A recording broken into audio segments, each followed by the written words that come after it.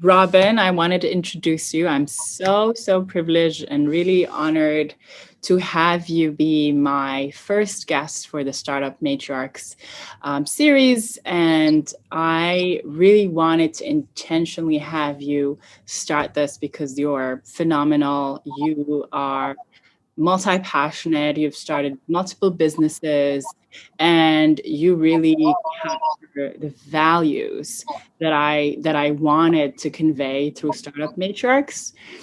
And obviously you and I have a deep bond. Yes. Well, and a lot of similarities, and we had chatted about doing something together over February, and I know that you're super busy. So I just really wanted to start with you so that we can talk about some of the topics that I wanted to bring up in February because it is Black History Month.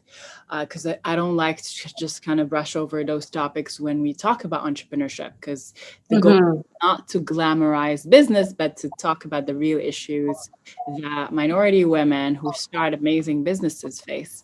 So I really wanted you to be my first, and I'm so excited. Thank you. Thank you so much for having me. I am so honored to be here with you today and to be a part of this amazing thing that you are doing in regards to just talking about things with business and highlighting women who are really in the impact field. So thank you so much for having me. Thank you for joining. So I just wanted to introduce you to our audience. So Robin Harris is the founder of Model Atelier, and the founder of Confidence Apparel and Confidence Foundation, which she will tell us more about. She's also a model and started off really modeling for major companies. She was a model with the Ford agency. And she has pivoted towards business after receiving her MBA. And yeah, and you are just so passionate about uplifting women, which is why I'm just so passionate about you.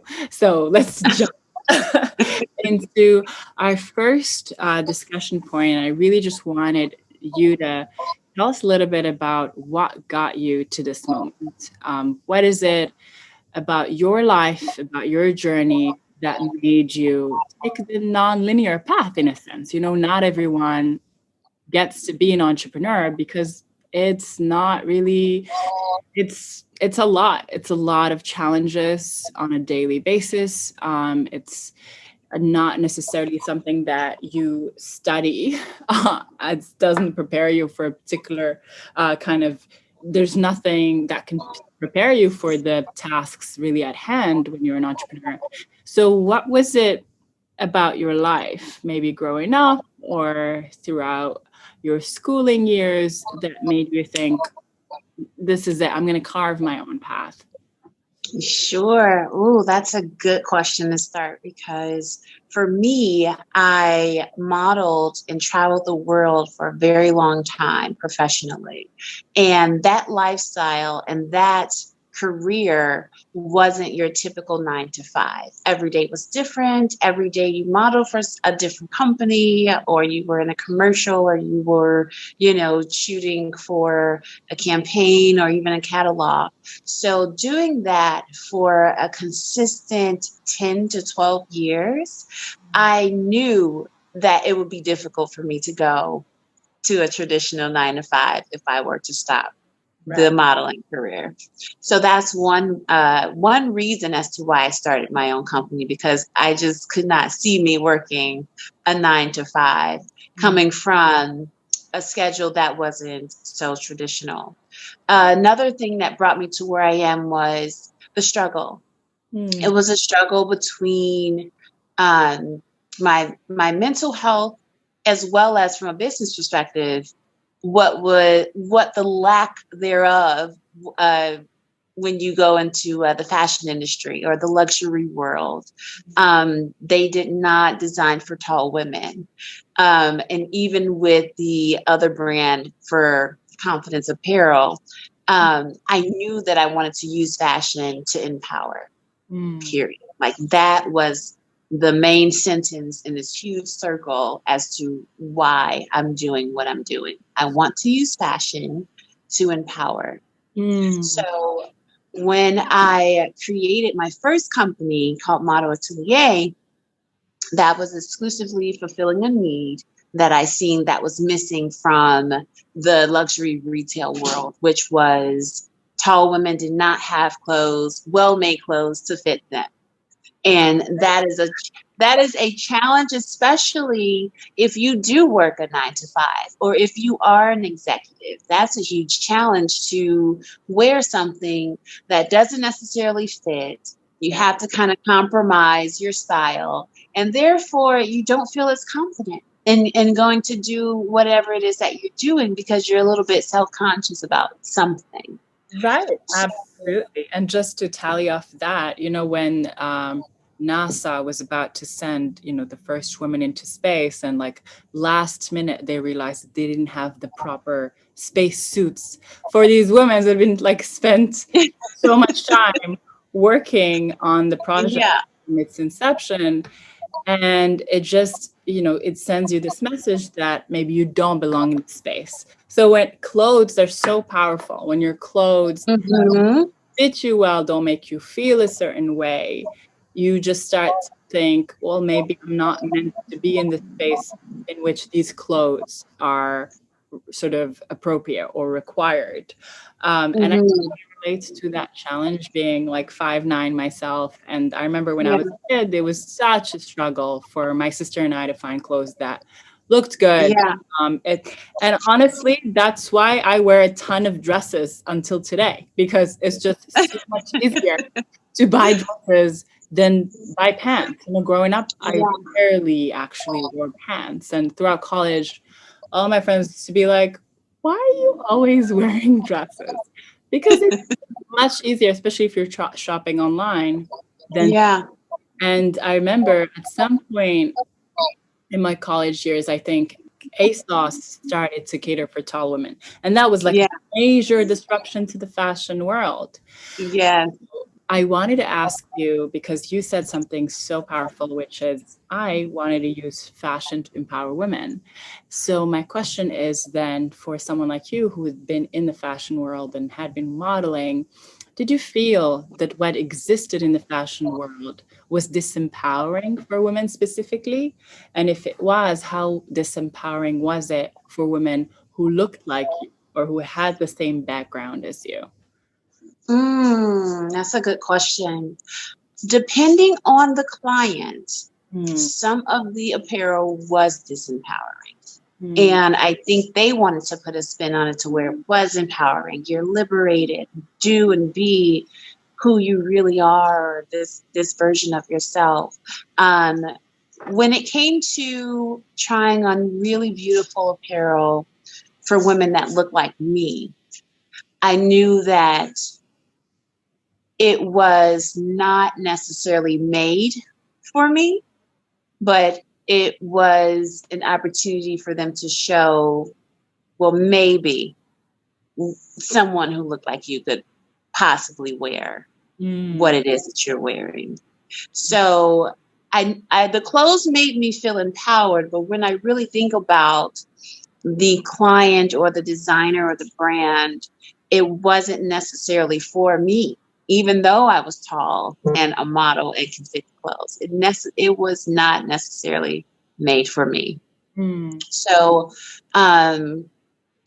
when I took all of that into consideration in starting my journey as an entrepreneur, I knew that I wanted to be inclusive slightly, because I'm still excluding.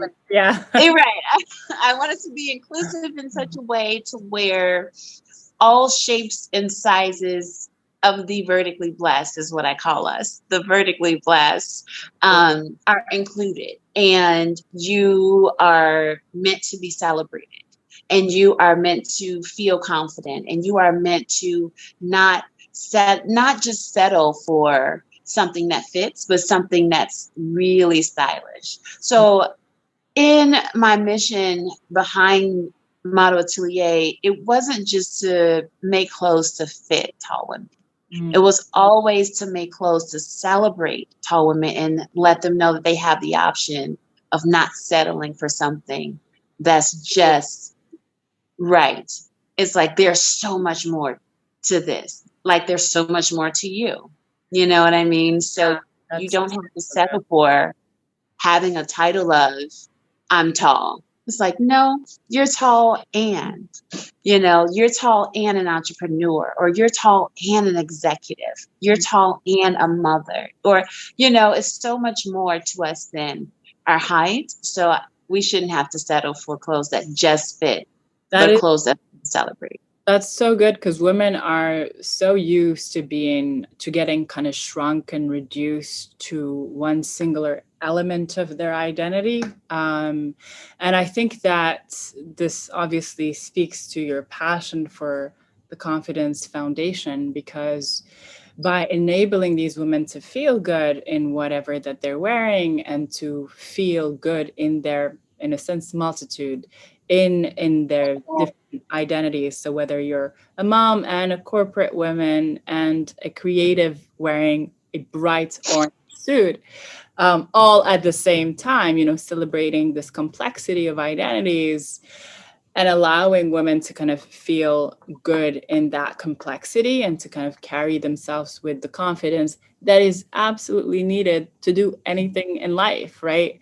And I really wanted to talk to you more about that, because I'm sure you know about the confidence gap. So, and I'm just so happy that there are people like you who are working on the confidence gap, because there are so many ways through which we can tackle the fight for women's equality and emancipation and equity.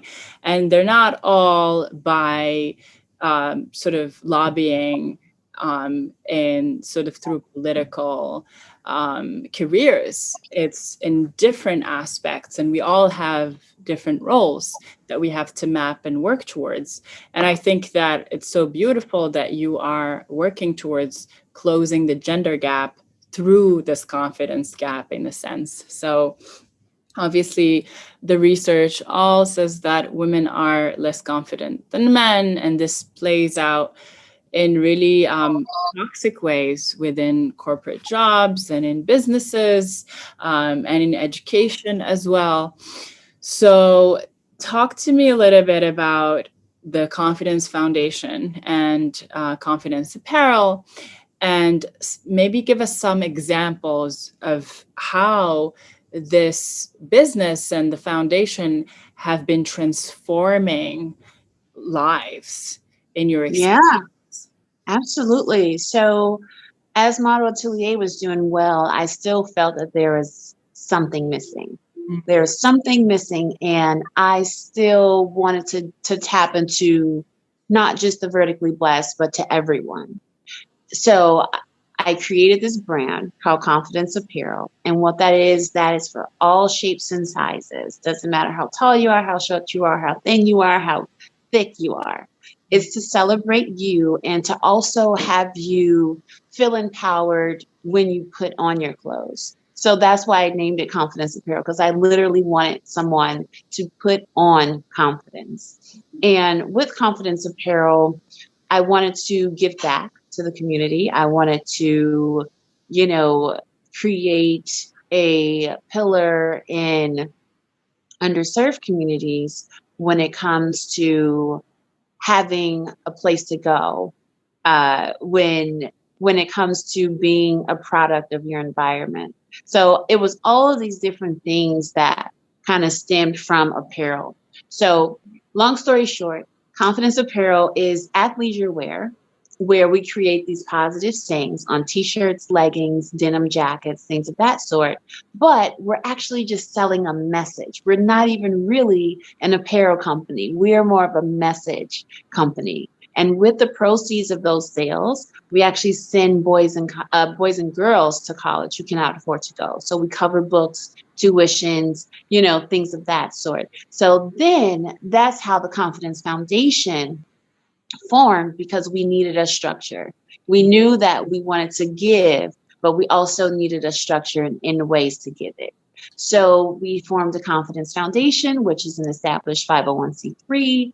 And with that, we provided not only financial resources, but confidence chats, which is where we're bridging the gap between a talented boy or girl who live in an underserved community, but don't believe that they have it, don't believe that they have what it takes. So when you pair talent and skill set with confidence, now you're positioning yourself to be a front runner, not based off of where you're from, but what you can actually do, what your capabilities is. So I always would tell someone, LeBron wouldn't be LeBron James today if he lacked confidence. Yeah. Although he was so talented and skillful in high school, if he didn't have the confidence, we wouldn't be able to see this version or this legend in sports today. So Confidence Foundation provides resources, and we also do mentorship. And we also just bridge the gap between a talented or skillful individual with confidence, because it takes confidence to believe that you can do what it is that you are called to do. That is incredible. So I'm going to dig in a little deeper, like a little more personally, because I know you're so passionate about building people up. But tell me, how does this show up for you as an entrepreneur, building multiple businesses, and a foundation? So different businesses and a foundation, and really creating a large impact in your community, and tapping into a lot of talent around you and uplifting people and being a mother and a wife and all of these things. What's your kind of method to keep your own confidence and your own batteries going? Like, how do you recharge that confidence? Well, it's something that I did not tell you when I first started talking about both Confidence Apparel and Confidence Foundation. As a model, I thought that being a model would boost my confidence. And it did the complete opposite. It tore me apart. I was very insecure. And I was comparing myself against any and every woman of color that was at a casting or on the same job. And even growing up, I didn't have a lot of encouragement. So I didn't even have someone to say, you could totally be the top model, or, you could be signed with this great agency. I didn't have anyone to plant those seeds in me.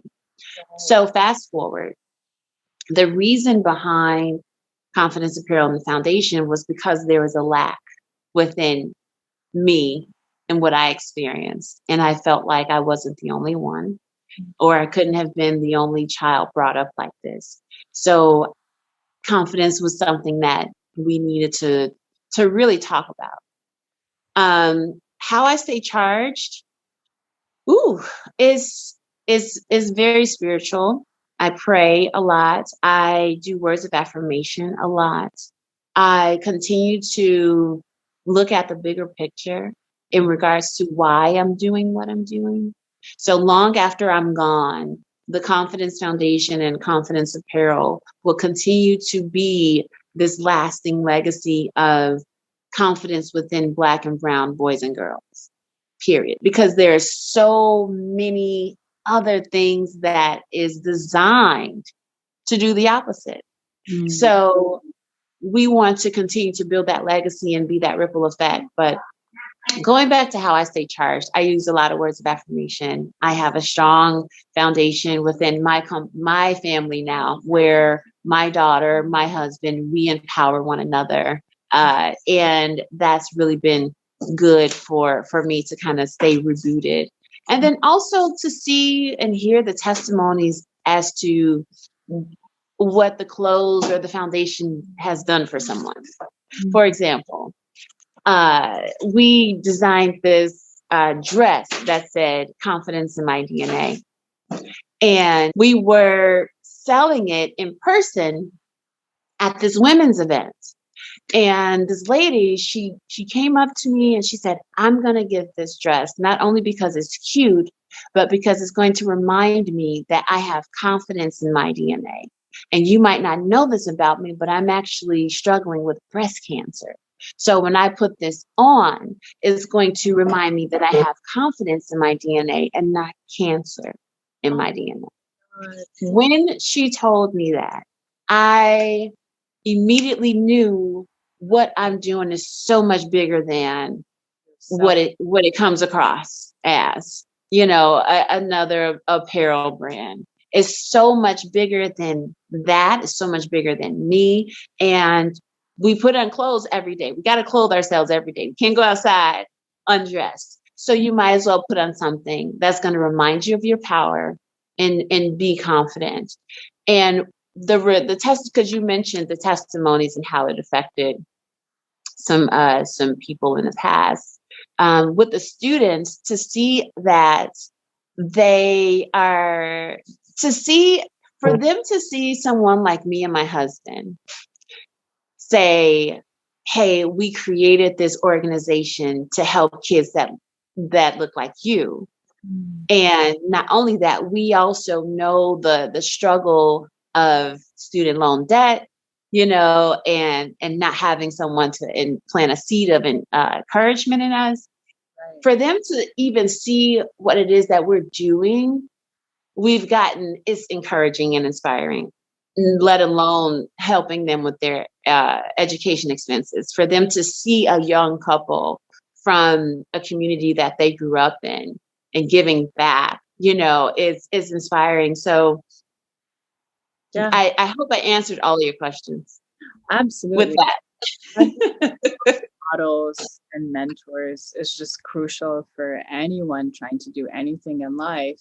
But there's so many good, tweetable gems that you've shared. And I really want to emphasize what you said about the lasting legacy of what you're building. Because I think that for a lot of impact entrepreneurs, the reason why you stay in it despite the challenges is because you're not necessarily looking at profitability, definitely not short-term profitability at all, but you're looking at maybe long-term profitability and long-term impact and legacy, and what kind of social transformation you will be enabling as part of your work and your journey. And when you said that, I want this legacy to outlast me and my business, and just kind of be ingrained in the brains of little brown and Black girls and boys, especially because there are so many systems doing the exact opposite. Tweetable right there. That was so good. And it's so true. And that's where we need help. Social impact entrepreneurs need help, because you are doing the work of a business plus an NGO, a government, all of these initiatives and efforts and projects that are supposed to be facilitated by the government, you're actually taking on and upon yourself and making sure that they have a far reaching implication and repercussions. And that's a really good transition to my next line of questions, which is how are you doing with all of these things? Like, do you need help? I'm sure you do. And what kind of help do you need to get your impact and your mission moving forward? And what kind of organizations do you want to tap into?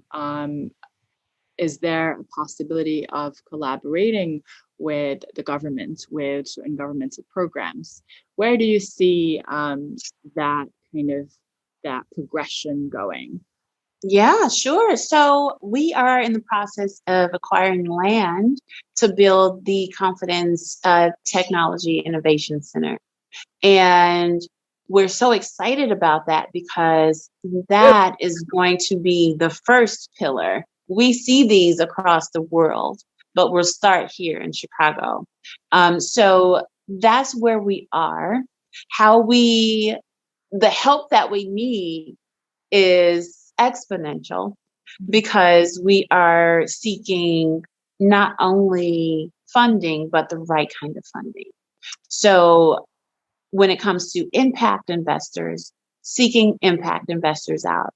When it comes to partnering with the city, that's happening. And we're grateful for that we have, a couple city officials that's, behind us, cheering us on, and even partnering with high schools, to actually bring the students to the Tech Innovation Center so that they can get the resources and experience the programming. Pardon me. How I'm doing, I am good, but there are times where I could feel overwhelmed, only because every day is different and I have 3 different entities that I'm multitasking. So the level of pressure that I put on myself is high. And it has to stay that way because I'm very much so an advocate of delivering excellence and not just putting something out there just to put it out there. We are bootstrapped.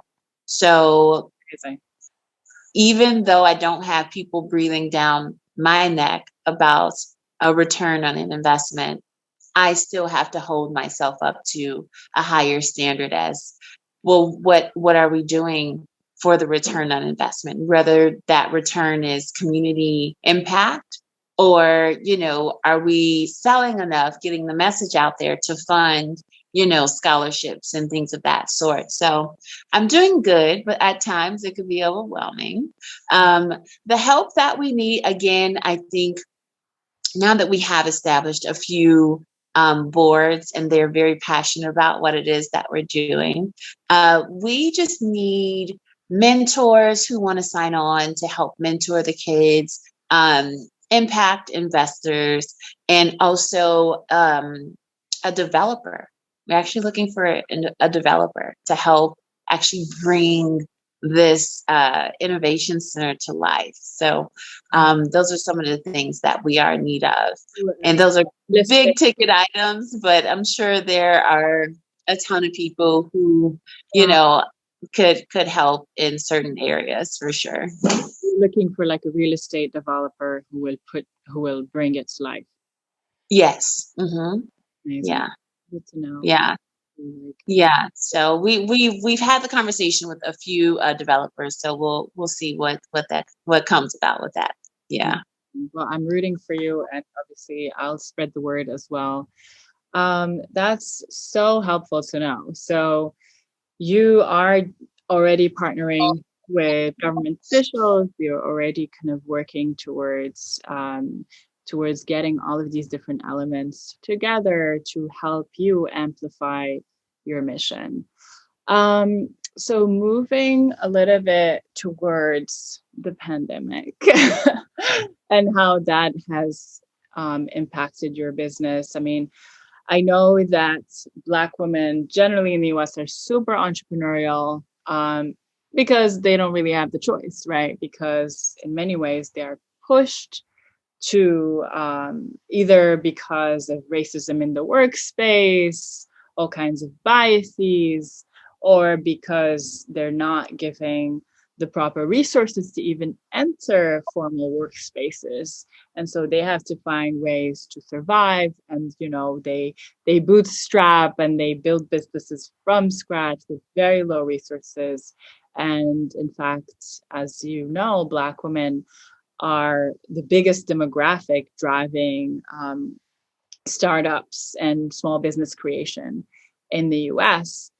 So my last question was about the pandemic. So obviously you've pivoted a lot. You've included and added masks into your apparel. And I wanted to ask you about the reactions and the feedback you've gotten about that so far. And also just like, how the heck, excuse my language, are you like, if you're pivoting businesses and running a foundation and looking amazing and mothering and taking care of everybody in the middle of a pandemic where like literally the standard is to just stay alive? Oh man. So the pandemic has been a blessing to us in so many ways. And I'll say that because it challenged me to reach a different customer. It challenged me to figure out, yes, you were all about empowering and celebrating and making these beautiful designs for women who were going places. What are you going to do now that the world is shut down? So no one thought that the world was shut down. So for me, it was a challenge to figure out, do I really have what it takes to stay alive in this thing? Wow, that's to all of the confidence work you've been doing.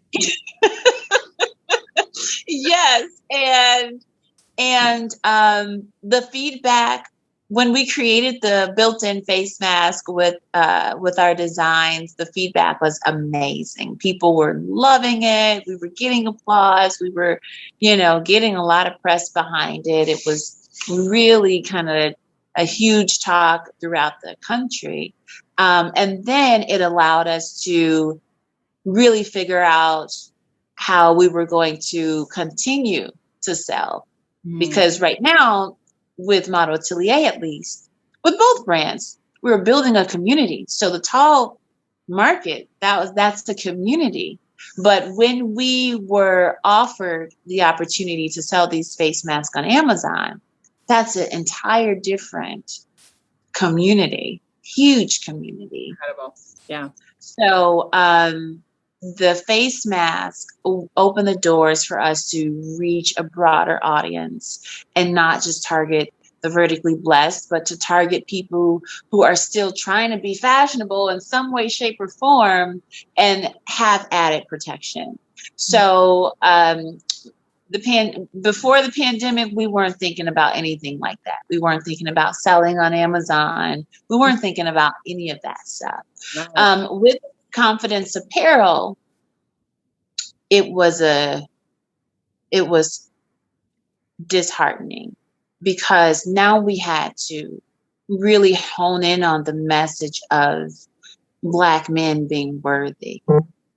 And that's something that we never really wanted to, we didn't feel like we had to address.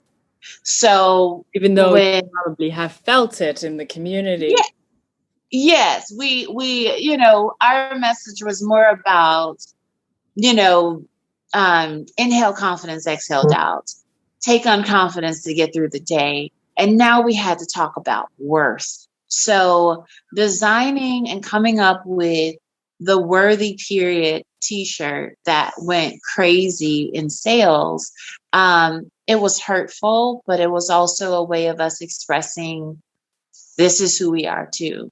We are here to help you. You just wear a t-shirt that says Worthy Period to get through the systemic racism and this racist pandemic that we're dealing with. Yeah. So we were able to really dig deeper and tap into, okay, well, what is Confidence Apparel really about? How can we respond to this injustice? We can't. Incredible. And that is a testament to the fact that you really are an impact entrepreneur and a social impact entrepreneur, and that's built into your DNA, because the way you react to crisis really defines you. And it's so tough. Like, I can imagine being in your shoes and like looking at these t-shirts that say inhale confidence when Black men and women couldn't inhale air, can't breathe. Exactly. Not given that chance, that Yeah. opportunity, that right to even breathe the regular To oxygen. even breathe. To even breathe. So that really brought something out of us that we didn't really know that we had. And with that, we were able to, when you bought a worthy t-shirt, you got one for free because you needed to tell someone else that they were worthy as well. And then when it came to the foundation, we did a lot of these confidence chats in person. We would gas them up. We would throw t-shirts in the crowds, And then when the pandemic happened, it was like, so how are we going to reach the kids? What are we going to do? So we started having virtual confidence chats and partnering with other colleges and high schools and even other nonprofits to continue to get the message across and ask, how are you doing? How are you doing during this pandemic? So, man, the pandemic was crazy. It is crazy. We're still living in it, but it was a blessing in so many ways. And, although it caused a lot of devastation and deaths, we were still able to help people navigate through it through the power of fashion.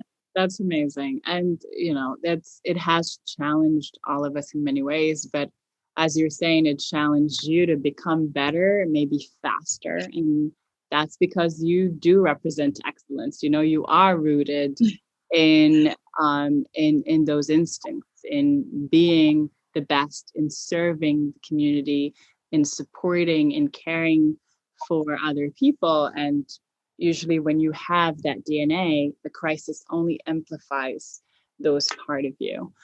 So not only is confidence in your DNA, but resilience and resourcefulness and brilliance and excellence in your DNA. Oh, you're going to make me cry because I'm so used to saying that to others. And I think, and I say it to myself too, but I guess to receive it from another soul is different. It hits different. So thank you for blessing me with that. Thank you so much, Robin. This was an amazing conversation.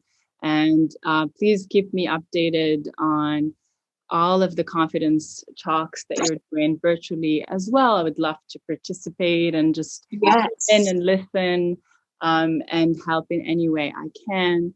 And I'm just so proud of you. So proud. Oh, thank you. Of what you've accomplished and during the pandemic, and with setting up your store on Amazon, becoming a Forbes author officially, all of these amazing things that are happening through really, really tough times. So you are a champ, and I'm just in awe of you.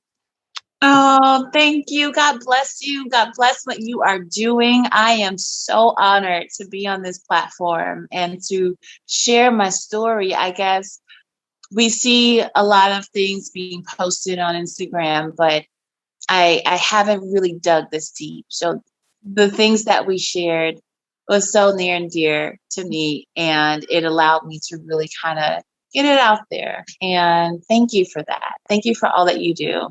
And I pray that this will continue to be a blessing to those who listen to it, and with all of your guests. Yeah.